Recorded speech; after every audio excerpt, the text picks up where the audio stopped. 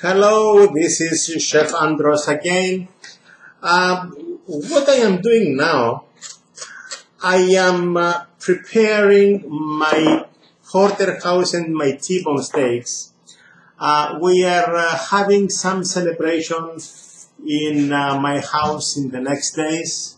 So I bought the whole short loin of the beef. So I bought a short loin of French beef. In Cyprus, we do produce our own beef, but we also import some French beef of better quality. So this is Class A French beef, and this is a male beef. And I was aging my short loin in the butcher's refrigeration for 4 weeks. So what I'm doing now, I am just trimming. You see, in the 4 weeks time, it dried a little bit on the two sides. So this was the side of the porterhouse, and this was the side of the ribeye steak. So I cut two thin slices from either side, and it was fairly sticky because it was hanging for 4 weeks, and I am not very sure if the condition in that refrigerator was the perfect one to dry age the beef, because they kept adding more fresh meat and some moisture into the refrigerator. But anyway, in the United States, they are grading their beef according to the marbling in the meat.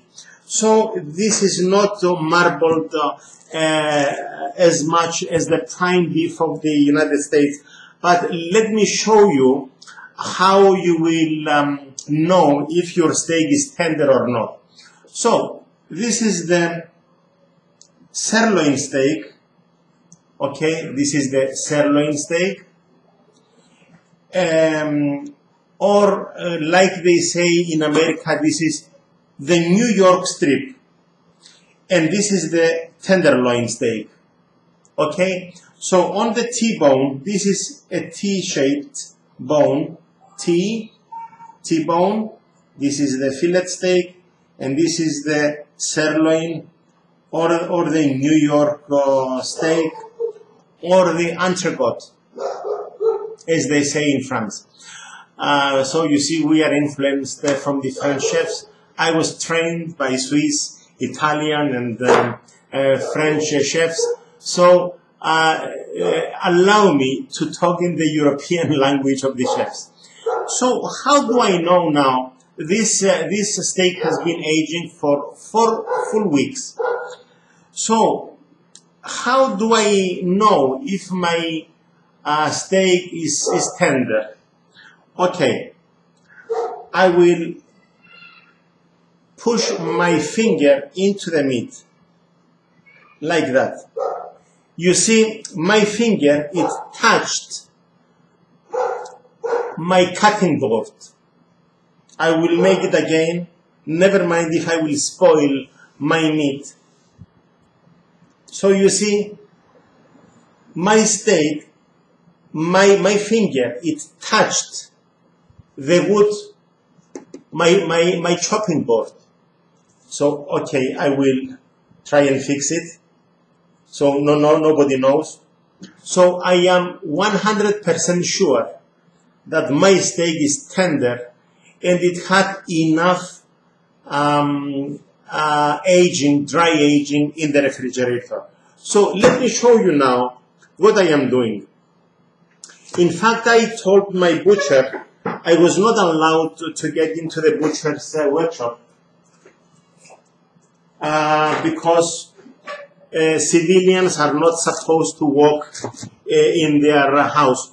But I will tell you that I cut my steaks 1 inch, I am counting for you, 1 inch, 2.5 centimeters, 1 inch thickness, so that I can cook them medium or medium rare if I like. So let me show you what I am doing with my T-bone steaks. So as you see, this is the porterhouse, and the previous one, these 2 steaks, there is another one. So in the beginning we have the porterhouse, then we have the T-bone steaks. The porterhouse is just wider. It is towards the hip, towards the leg of the animal, whereas this T-bone, that the fillet steak is smaller. It was towards the chest of the animal. So what we are doing with our T-bone steaks, we just scratch the steak using a knife to take out all the sawdust. Okay, so we have a clean steak. So this is it. We cut excess dry meat from the corners, and there is a skin here that I don't like. I will take it out like that. So I am taking these nerves away, all the skin away. Probably I will take some of the dry fat away, like that. And this is my T-bone steak. I can wait and tell you how heavy it is.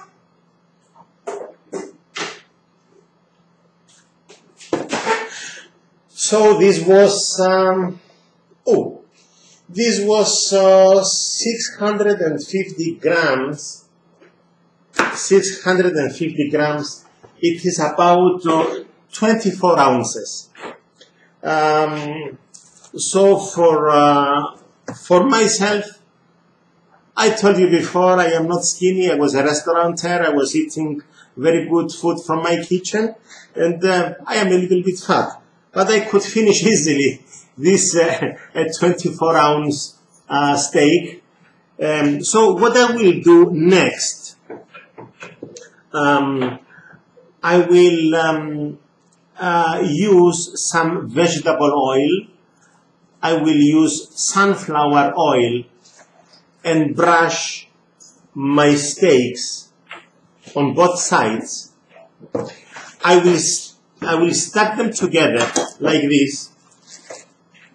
Okay, I will put all of my steaks like that, brushed on both sides with sunflower oil, and I will leave it for a few hours, and then I will wrap them individually, one by one. I will lay them flat.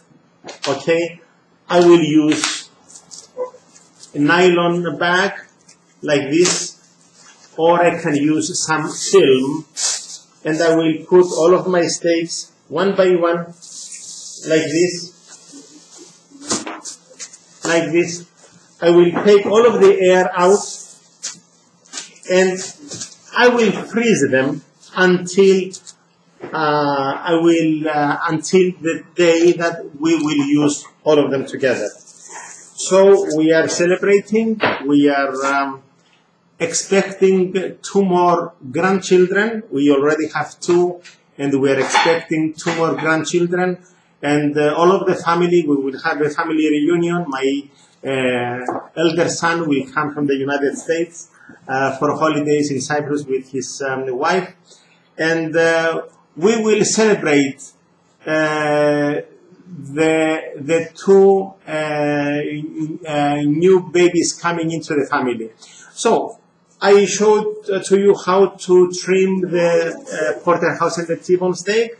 Okay, so just to compare the prices, this is Class A French beef, and for the whole sirloin, excuse me, for the whole short loin, for the whole T-bone steak rack. I paid about 12 euros per kilogram, which is a very fair price. It is something like 5.5 euros per pound, which is a very fair price. We cannot compare it, of course, with the Cope Japanese beef, or the Prime American, or the Wagyu Japanese or Australian breeds of beef.